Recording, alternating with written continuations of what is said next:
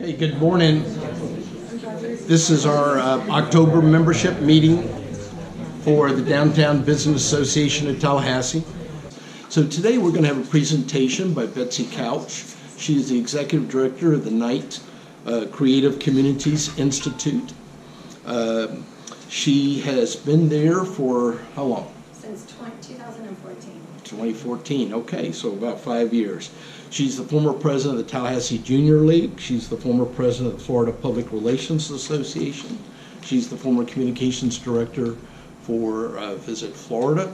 So I think that we're going to be treated this morning to a very nice PowerPoint presentation and her communicative skills to talk to us about what what KCCI has been doing in Tallahassee in the past and where they want to go in the future. So let's give a welcome to Betsy Couch. KCCI, which stands for the Knight Creative Communities Institute, and we focus on each year bringing together citizens, a very diverse group of citizens who are they bring to light a project in town that will ultimately enhance our economic vitality and drive our economic development. So today I'm going to talk through with you a little bit of why we do what we do and what you'll hear, a placemaking creative class, why that is important.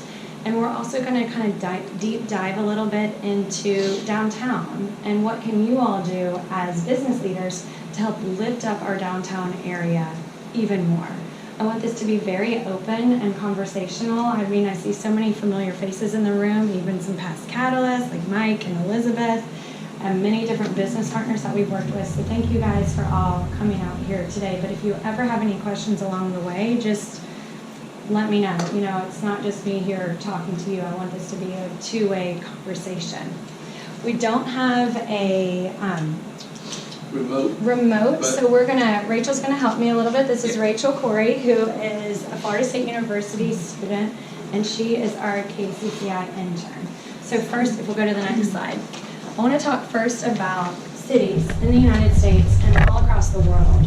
About 15 years ago, cities realized that in order to remain economically competitive, they needed to appeal more to the creative class.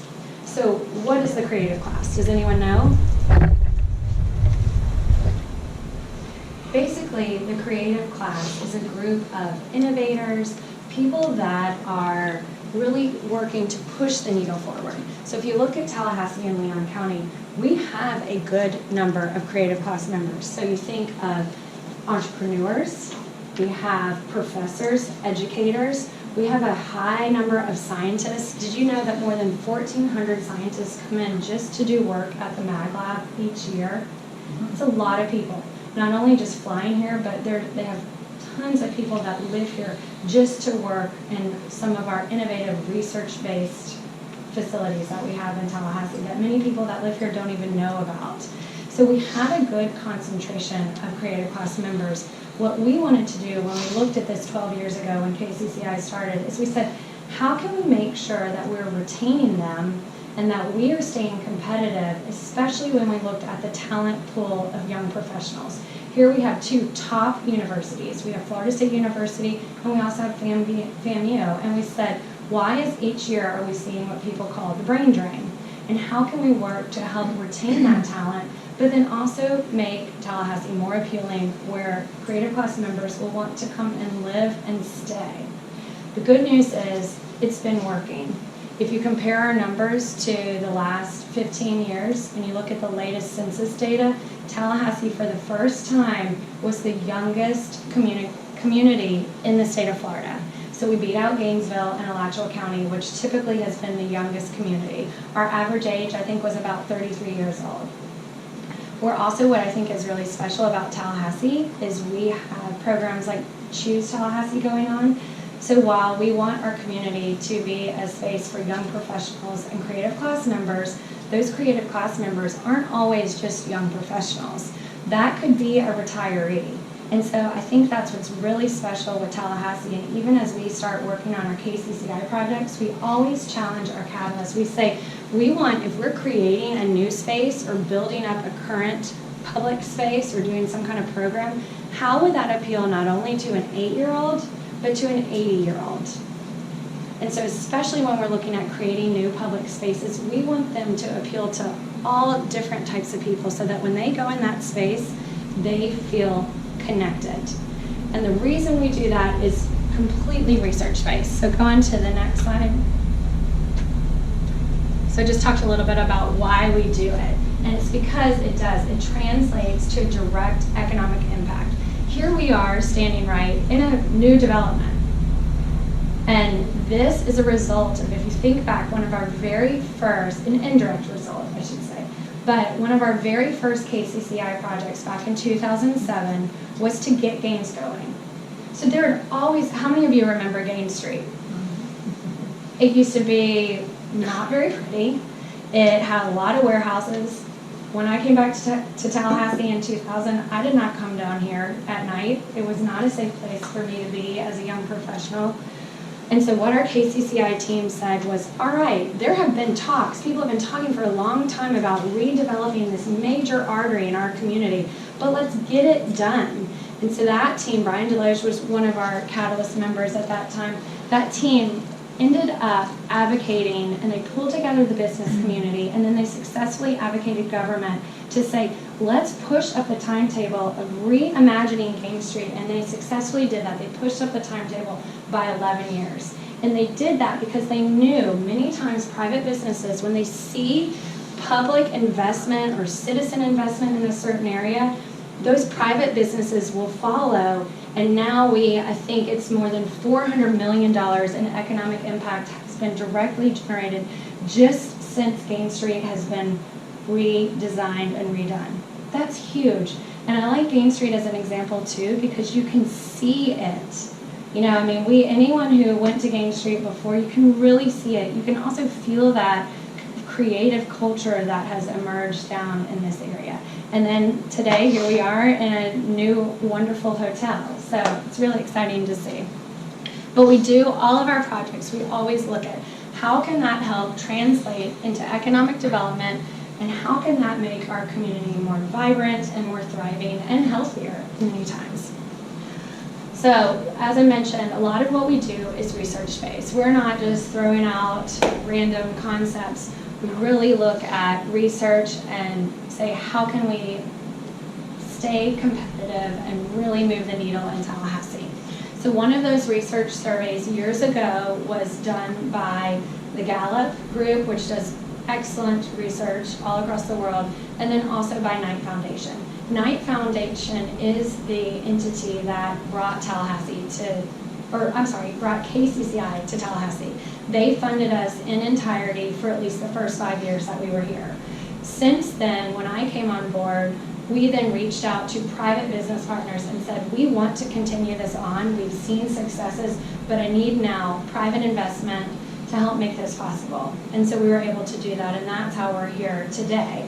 But so I do still work very closely with Knight Foundation, and I'm always looking at what kind of research they're able to do, and just other entities that focus in on placemaking and economic development. So the Soul of the Community study did look at Tallahassee, and this research report, if anyone wants to get more details, is on our website, kccitallahassee.com.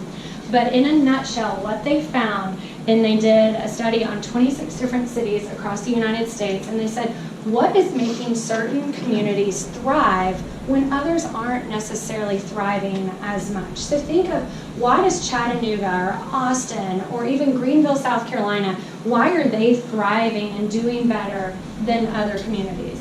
So what they found was a common denominator in all the thriving communities. Those communities basically they were more aesthetically pleasing. So just by looking around, how do they look? They had a wide variety of social offerings. So places for people to get involved, have strong citizen engagement, and really feel that they were making a change in their community. And they also had openness to residents. I thought that was always an interesting one, is those cities tended to be more welcoming to new residents or people that were visiting. They just had a lot more openness. Well, what we found, or the survey found, is that then if those communities, all the communities that had this, they had a deeper love of place. So their citizens felt very connected and passionate about their community. And then that led to increased civic engagement It led to economic development and economic vitality. So when we looked at Tallahassee through the study, what they found was some of our strengths. Good place to meet people and build social offerings, strong aesthetics. So we had beautiful parks, we had trails, we had wonderful springs, all kinds. It was a very pretty city, our canopy roads. And it also was a strong community. It fared better than others in terms of a good place to raise children. So a place where we have great school systems. If you look at it compared to the rest of Florida, we have a very strong public school system. And we also have great higher education facilities as well. And also was a good place for older people to live. So next, what were the opportunities? One, they felt that Tallahassee really could improve on being a better place for young professionals and young talent. How many of you have ever groaned right when you knew FSU and FAMU was about to start school? Traffic's gonna get so bad. Right. We all now, once I read this study, I thought, okay, I used to complain all the time about traffic. Now I try to never complain and just know to give myself more time. Because again, it's 60,000 young people that are in Tallahassee, and what we want is for them all to fall in love with this community so that then they want to stay. Now maybe they won't find the best job for them here, that's okay, but at least they have felt a deep connection, and hopefully through our business community they are able to find that perfect competitive job so that they can stay and grow their profession here. I think we've done a lot. If you look at the efforts of DOMI and even at FSU and FAMU, we have done a lot to make our community more welcoming for entrepreneurs, which is a huge subset of the creative class. So that is something I think Tallahassee truly has a big opportunity to grow with even more. What the study also found is we needed more affordable housing. That is something we still need to work on. We also found that we needed to make people feel more welcoming for the newer residents, promote the vibrant nightlife. What was interesting is the study found that you have a lot, Tallahassee, going on. What the problem is many of your residents don't realize all of your offerings. You know, and it's been interesting, they found even with arts and culture, we have cultural opportunities, especially for a city of our size, but we needed to do a better job of promoting it. So KCCI takes all of this into effect, and what we have found is we've been now here since 2007. We have led more than 24 different projects, and they have a trackable economic impact of more than $800 million. So think about that. This is something that volunteers have done, and they have worked with as many different community partners as they can, but those projects have generated almost $1 billion in trackable economic impact. That's huge.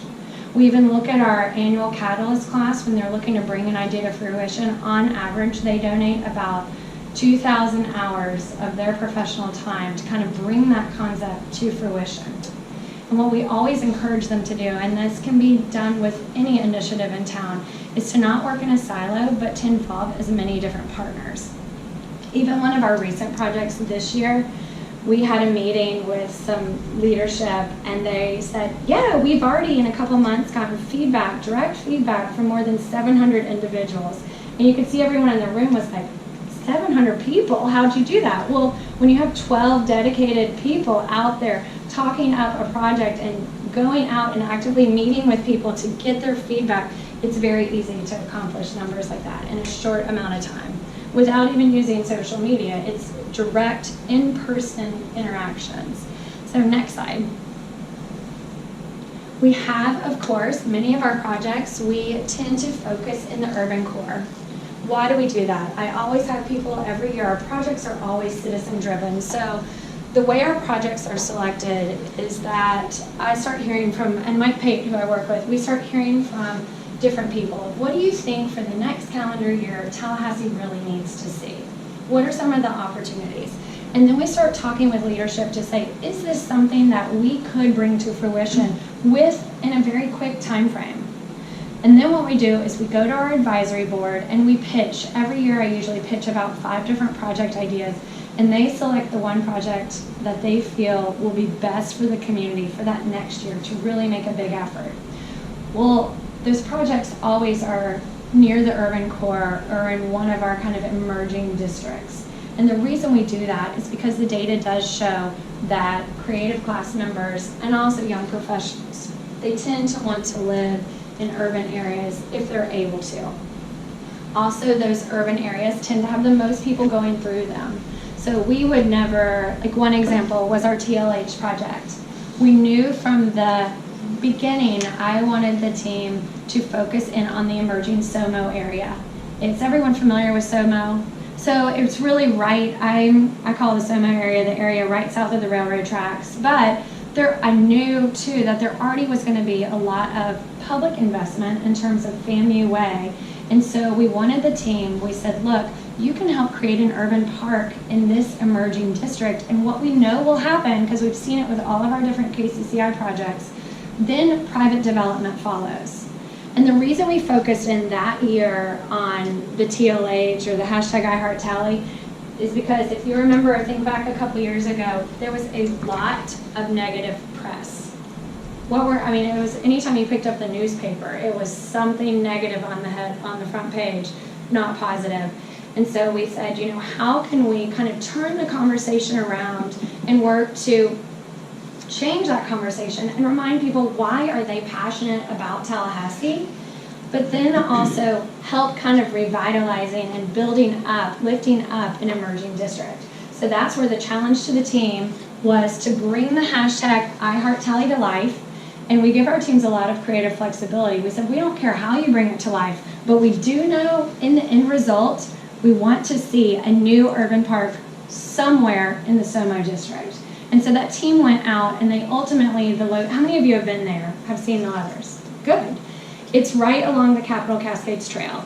That, if you recall, was just a grassy area. But what we also knew is we wanted it to be a space where people took pictures with it so that then they shared on social media all their great things that they loved about Tallahassee. I'm so proud of this team because it went up in April. They pushed really hard to have it up there before the college graduations.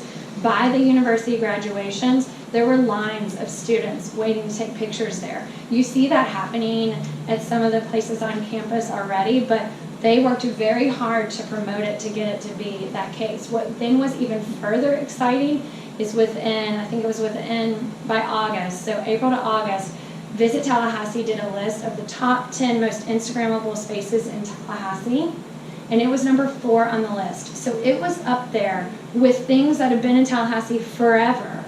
And that goes to show too that it's because this team involved so many different people, not only students, but businesses, workers in stores that were down in the SOMO area. They involved and talked to so many people that we knew by the time that it was built, it was going to be built in a way that was aesthetically pleasing and representative of the area that it went into, that also there was that excitement that people could not wait for it to come. I give you that one case study because I'm not going to go into all the other projects we've done downtown, but that is just one way of kind of how the groundswell of when you have citizen-driven initiatives that are people-focused, how you really can see some immediate impacts, and that has lasting long-term positive impacts for Tallahassee. Other things our KCCI teams have done is I was one of the co-chairs on this committee. I was a volunteer community catalyst. I went through the program back in 2011. Before then, they hired me in 2014. But our project was the Cultivate Cascades project. If you remember, people knew the park was getting developed, but we went in and said, has anyone even surveyed the community to say, what do you want in this future central park of our town? And what we found was that astoundingly, people by far wanted a place for outdoor concerts, and then they also wanted a place where their families could play. So that's what led us to advocate for the amphitheater to be a real amphitheater. We took leaders on field trips over to St. Augustine. We did a huge, Jules Graham from our team did this massive report of looking at other cities of our same size and had best practices of how an amphitheater, a real amphitheater that could bring in big bands, could be competitive and stay in business. And then we also went and said, look, if we raise from private businesses funds to do this unique playscape. Will you, at Parks and Rec, agree to maintain it? And they were like, oh, sure. I think really they thought, y'all, there's no way y'all are going to raise all the money to do this in our tight time frame. But we did, thanks to all of our business leaders in town. And what you have is Discovery at Cascades Park, which just last year was featured in a national design publication. We were one of 4 spaces in Florida that was featured, and it was featured as a best practice for engagement of citizens by using creative water activities in a public space. That was huge for us to get that recognition. Other things our team has done was work to save the historic Waterworks building. Now they not only push the city, they said it's been sitting deserted for years. You need to not only reimagine it, but we need to RFP it out so that a private developer can come in and make it into a great space. But while you're doing that, based on citizen feedback, we are recommending that you maintain the historical overlays. So that's what that team was able to accomplish. And what you see now is that North American Properties has purchased that property, and it is going to be part of a huge multi-use development. But we know that it will not lose its historical integrity, which was really important to Tallahassee because many other historical buildings were getting destroyed. And so that's one thing our team worked on. They've done other things like this project did the Kleeman Plaza mural, just kind of things to bring hashtag #IHeartTally to life. The porch swings, I don't know if any of you have ever sat on the porch swings downtown, or you see them at Lake Ella, you see them all throughout. But the very first one that team put in was right across from the Governor's Club. And that was, again, something they said, look, we are a very welcoming community. So let's put in swings where people can sit and be together. And swings just kind of give that feeling of welcomeness. And within a few months, they had 13 different business partners that had paid to have the swings put in. And then now they worked out, because one thing we always challenge our teams is that you have to work out a sustainability plan. So we push on that now more than ever, is who's going to take care of it after your 1 year of volunteer effort. So of course they were able to say, all right, we're going to put in a fundraising strategy, and then also someone who will constantly maintain them for a long time. So that's in place, and that's where too, now you see the swings all over. And it's really cool. You see them in neighborhoods like Waverly. So even though the core focus at first was in the downtown area, they're now all throughout our community. All right, next slide. The current project, I just want to touch on this very briefly. This is along FAMU Way. If you're familiar, right behind us is Railroad Square. This is Chute Pond. It is a stormwater pond. But what we talked about last fall when we announced this project was it was underutilized, but here it is in this great space and opportunity for connectivity. And our additional thinking was, how can we make sure that now we have public investment in this Capitol Cascades Trail, which eventually, once construction's done, will go all the way to St. Mark's.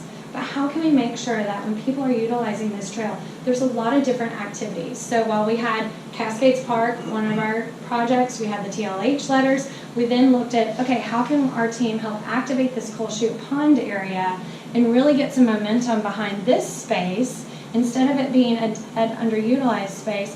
How can we do that by bringing in an interactive musical element? So something completely unique to Tallahassee. They have designed a space. It has been sponsored by the Enclaves at College Town, which, not surprising that a developer right near this space wanted to support it because he really liked what the team was doing. This will probably get built in spring of 2020. We've been working with Blueprint, who is heading up the New Ways project, so things are in permitting right now. Sometimes it works a little bit slower than you wish it would, but I just want to touch on that very briefly. Now, downtown. This was interesting, and I want you first, before I talk about this, and actually change the slide real quick. Before I talk about this, I want you all to pair together. So a couple people, if you need to have a 3 group, but turn to each other, and I'd like for you each to say one thing that you like about downtown Tallahassee, and one thing that you feel could be improved upon. So take a few minutes to do that, because we're going to dive into downtown right now. All right, who would like to share? All right, Barney, I'll start with you. Something you like about Tallahassee, but then also what were one of the things that you feel could be improved in town Tallahassee? We like the fact that there's a lot of people downtown that we know, we get to speak to. There's some nice little restaurants, places to go and eat, things of that type. I think what we don't like is the homelessness. Because we have my office was right next to Bill Munford's office. He's got a park bench right in front of it, and there's a homeless person sleeping on it almost constantly.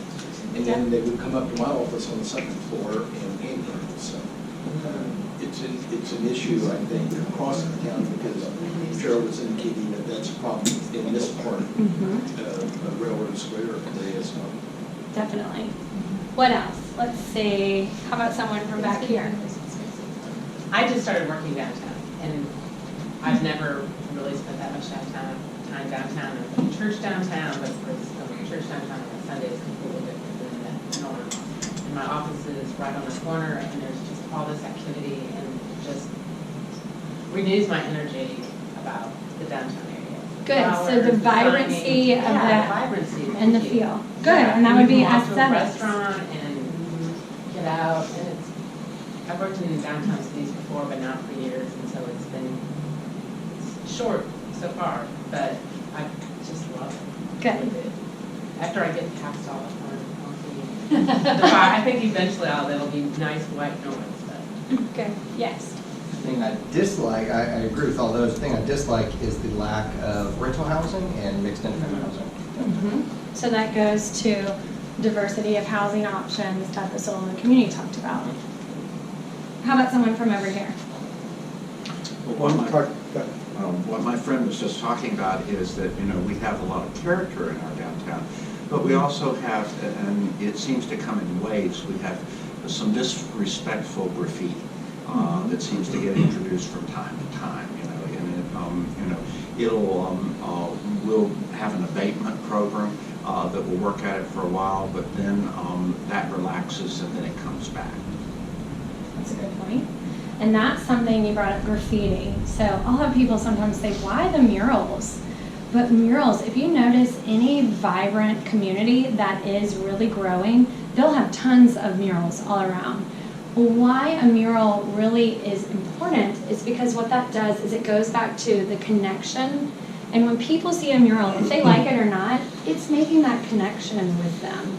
And also murals, I think, are such a great, easy placemaking activity because it takes a little bit of paint and a little bit of labor.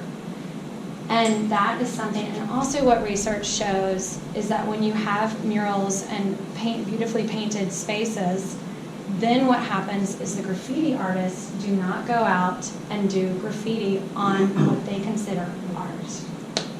So that's one reason, even with KCCI, we have done a lot of murals and really pushed to how can we make murals easier to do in this town and make more of them. And it is really exciting. He touched on the city of Tallahassee has just launched a graffiti abatement program. And so they're working to look at all different kinds of ways. And Elizabeth Emanuel, DIA, and I had an opportunity over the summer to work where the downtown volleyball courts are. We were able to work with the Oasis Center and a lot of 30 of their young ladies. And we took a blank wall that got a lot of graffiti on it, and in a couple hours, we're able to paint it, and now it's this beautiful space instead of what was constantly getting tagged by a graffiti artist. All right, one more. Well, we talked about the downtown parks and Allen's festivals on the weekends and that kind of farmers market. That's a great thing that will draw people, not just from downtown, but from some more suburban areas. And then the other problem I'll let Beth speak to it is she works at the Sheridan Four Points around the homelessness problem down there. I mean, it's constant in our parking lot. I hate to admit it, but it's the truth. So we need to really put some thought into that area for homelessness. Absolutely. Anyone else from this side want to share before we go to the next slide? I would love to see another, what we used to have, I'm giving my age, Black Cat magazine. There was a magazine stand, newspapers, there was a mini drugstore in there. Something like that would be very helpful downtown. And safer sidewalks and lighting. Right now, here in the winter part, A lot of downtown closes at 6, and so we're walking to the parking garages, there's no Right. light. There's a dim light, but then you have homeless people on the corners, so you do not feel safe. That is a great point. And now let's go to the next slide. So I did just an informal focus group, started about a week ago, that anyone I was meeting with, I would say, hey, just as we end our meeting, tell me a little bit, what do you think about downtown? And do you go there a lot, or why don't you go there? Astoundingly, everybody named some of these things, which many of y'all have named today. Number one, literally everybody was like, oh, there's a lot of homeless people downtown.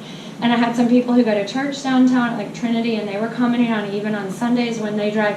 One friend lives all the way in Centerville on the north side of town, and she goes to Trinity Church, and then she said, it just doesn't feel that safe when you're parking with your kids, and here you're passing 10 homeless people that are trying to bother you, and they're panhandling. So homeless people, that is definitely something downtown is going to have to figure out. Difficult to park.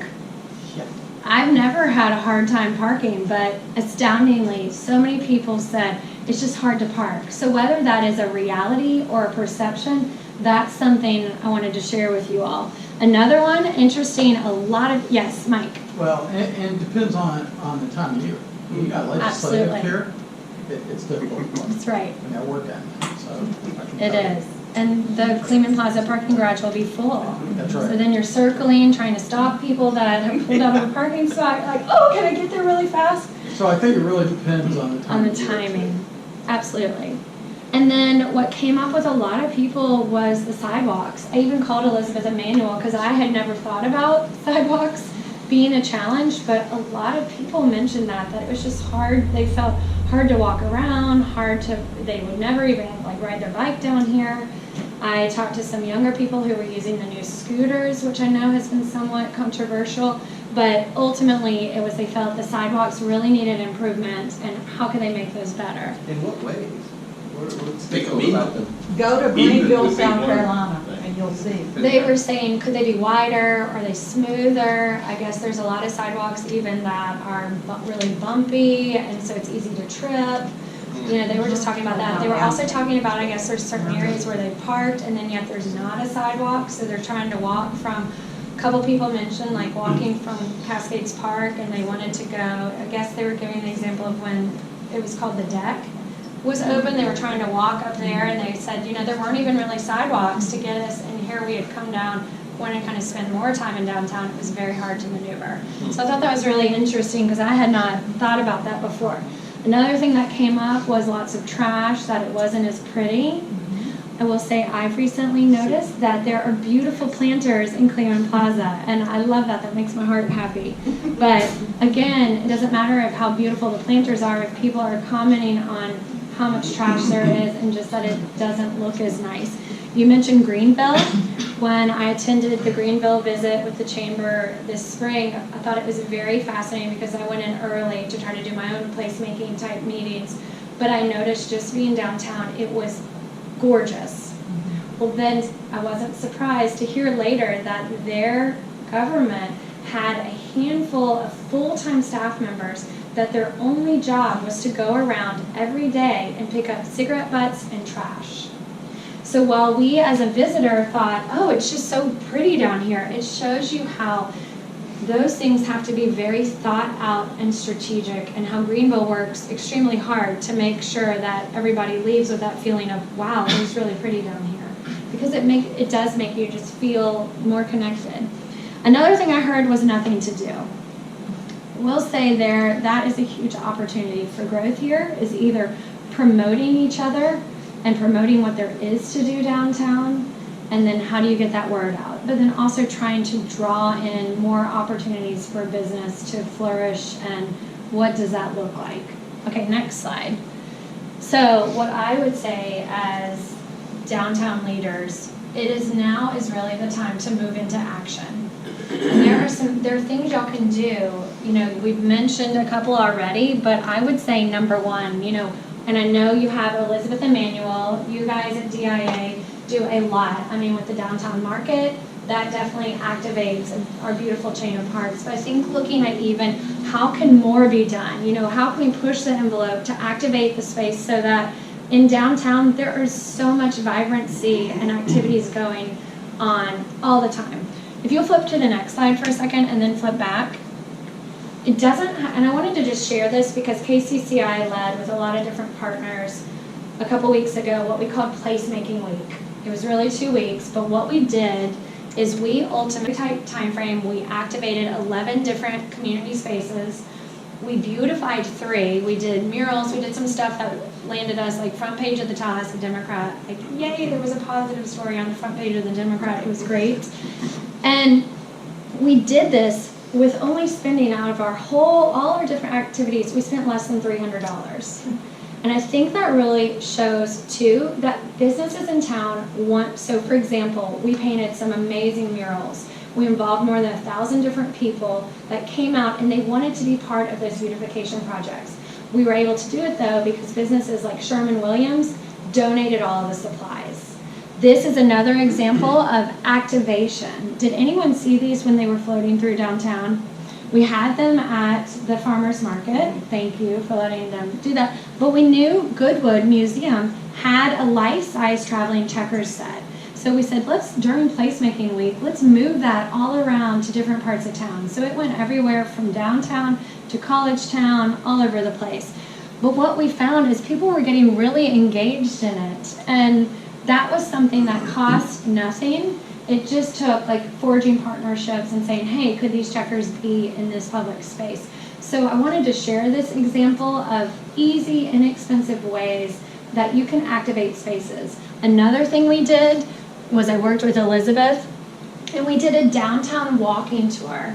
And we wanted to give people that don't normally come into downtown, we said, let's kind of draw them in, and we did a downtown walking tour and a lunch. Ultimately, I will tell you, and I think go back to the next slide. This goes to eliminating barriers for growth and activation. What I've found is even when I've wanted to do, we have this beautiful chain of parks. When I've wanted to either have a dinner there with my Catalyst class, or in this case, we wanted to just have a simple picnic in the park. Tell all the attendees that came, bring your own lunch, and let's have a picnic in the park. But we found out we needed to pay for a permit. And I said, no, the whole point is we're trying to get people that don't normally come to town to downtown to see how beautiful it is, so that the idea is once they go, again, going back to that research that we know, once they come downtown and have this great experience, what's going to happen? They're going to come back more times. And they'll probably even bring their friends or their family with them when they come back. So when I refused to pay for a permit, I'm like, that's ridiculous. We went to Cascades Park, where you can do what you want casually. And thank you to the Edison for hosting us in this beautiful lunch where we overlooked the park. And so we just pivoted. Instead of doing our historic walking tour in the core of downtown, we did it in Cascades Park. And you were wonderful. And Elizabeth was wonderful. Thank you. A little bit, but let's give our thanks for her.